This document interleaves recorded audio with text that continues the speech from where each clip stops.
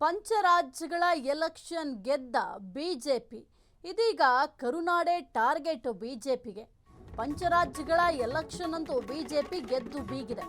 ಇದೀಗ ಕರುನಾಡೆ ಟಾರ್ಗೆಟ್. ಮೇ 9ರಂದು ಚಿತ್ರದುರ್ಗಕ್ಕೆ ಕೇಂದ್ರ ಗೃಹ ಸಚಿವ ಅಮಿತ್ ಶಾ ಆಗಮನ. ಬಿಎಸ್ವೈ ಅಭಿಮಾನೋತ್ಸವಕ್ಕಾಗಿ ಆಗಮಿಸ್ತಾ ಇರುವಂತಹ ಅಮಿತ್ ಶಾ ಈ ಒಂದು ಕಾರ್ಯಕ್ರಮದ ಮೂಲಕ ರಾಜ್ಯ ನಾಯಕರಿಗೆ ಮೆಸೇಜ್ ನೀಡುವ ಸಾಧ್ಯತೆ ಇದೆ. ರಾಜ್ಯಕ್ಕೆ ಭೇಟಿ ಸಂದರ್ಭದಲ್ಲೇ ರೆಬಲ್ಸ್ ತಟಸ್ಥರಿಗೆ ಸಂದೇಶ ಫಿಕ್ಸ್. ಹಾಗಾದ್ರೆ 2028ಕ್ಕೆ ರಾಜ್ಯದಲ್ಲಿ ಅಧಿಕಾರಕ್ಕೆ ಬರುವ ನಿಟ್ಟಿನಲ್ಲಿ ಸ್ಟ್ರಾಟಜಿ ಈಗಿನಿಂದಲೇ ಚುನಾವಣೆಗೆ ತಯಾರಿ ನಡೆಸುವಂತೆ ಸೂಚನೆಯನ್ನ ನೀಡ್ತಾರಾ? ಇನ್ನು ಪಕ್ಷ ಸಂಘಟನೆಗೆ ಮತ್ತಷ್ಟು ಒತ್ತು ನೀಡುವಂತೆ ಸೂಚಿಸುವ ಸಾಧ್ಯತೆ ಕೂಡ ಇದೆ. ಸರ್ಕಾರದ ವೈಫಲ್ಯ ಜನರಿಗೆ ತಲುಪಿಸೋ ರೀತಿ ಹೋರಾಟಕ್ಕೆ ಪ್ಲಾನ್. ಇನ್ನು ಪಕ್ಷದಲ್ಲಿ ಬಂಡಾಯ ಹೆಚ್ಚಾದ್ರೆ ಕ್ರಮ ಕೈಗೊಳ್ಳುವ ಖಡಕ್ ಸಂದೇಶ. ಇನ್ನು ಏನೀಗ ಬಿಎಸ್ವೈ ಅಭಿಮಾನೋತ್ಸವ ಮಾಡಲಾಗ್ತದೆ. ಕೇವಲ ಇದು ಕಾರ್ಯಕ್ರಮ ಅಷ್ಟೇ ಅಲ್ಲ, ಇದರ ಜೊತೆಗೆ ರಾಜಕೀಯ ರಣತಂತ್ರಗಳು ಯಾವ ರೀತಿ ಇರಬೇಕು, ಮುಖ್ಯವಾಗಿ ರಾಜ್ಯ ನಾಯಕರಿಗೆ ಕೆಲವೊಂದಿಷ್ಟು ಸಂದೇಶಗಳನ್ನ ರವಾನೆ ಮಾಡಲಿಕ್ಕೆ ಮೇ 9ರಂದು ಚಿತ್ರದುರ್ಗಕ್ಕೆ ಕೇಂದ್ರ ಗೃಹ ಸಚಿವ ಅಮಿತ್ ಶಾ ಅವರು ಆಗಮಿಸ್ತಾರೆ. ಬಹಳ ಪ್ರಮುಖವಾಗಿ ಈಗ ತಳಮಟ್ಟದಿಂದ ಪಕ್ಷವನ್ನು ಸ್ಟ್ರಾಂಗ್ ಮಾಡಬೇಕು. ಪಂಚರಾಜ್ಯಗಳ ಎಲೆಕ್ಷನ್ನಲ್ಲಂತೂ ಬಿಜೆಪಿ ಗೆದ್ದು ಬೀಗಿದೆ. ಆದರೆ ಕರ್ನಾಟಕ ಅನ್ನೋದು ಬಹಳ ಮುಖ್ಯ ಆಗುತ್ತೆ.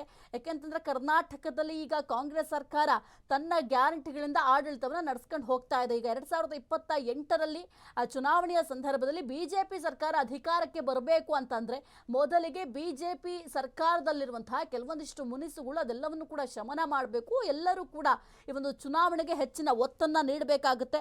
ಅದರ ಜೊತೆಗೆ ಪಕ್ಷ ಸಂಘಟನೆಯನ್ನ ಮಾಡಬೇಕಾಗುತ್ತೆ.